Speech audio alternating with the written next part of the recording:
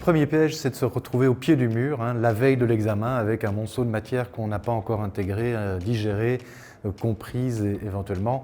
Donc il faut s'y prendre évidemment suffisamment tôt.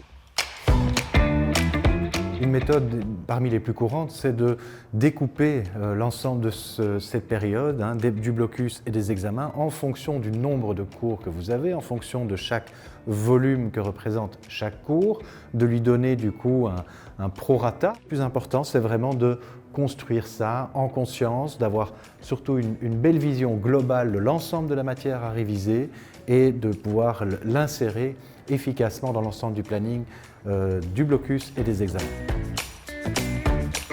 Le deuxième piège à éviter, c'est de plonger tête baissée dans tous les compléments alimentaires, toutes les boissons énergisantes, voire même des médicaments qui peuvent être pour certains très costauds. Ces substances-là peuvent vraiment perturber notre rythme de veille et de sommeil, perturber notre capacité à restituer, d'une part emmagasiner la matière, d'autre part à la restituer. Essayez simplement de plutôt avoir une alimentation un tant soit peu équilibrée. Pensez de temps en temps à manger quelques fruits et légumes, ça vous aidera à avoir une meilleure digestion. Une meilleure digestion, c'est aussi se sentir mieux, avoir plus d'énergie, être plus efficace dans l'étude et puis avoir un sommeil aussi plus performant. Il n'y a pas d'intelligence en cachet et donc on essaye d'éviter tout ça. Un troisième conseil qu'on peut vous donner, c'est d'apprendre à relativiser. Les examens, ce n'est pas un coup près absolu.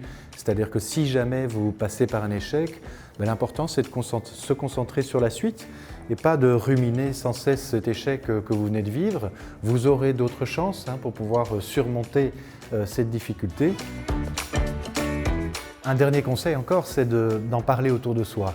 Vous n'êtes pas seul à devoir assumer un blocus ou une session d'examen.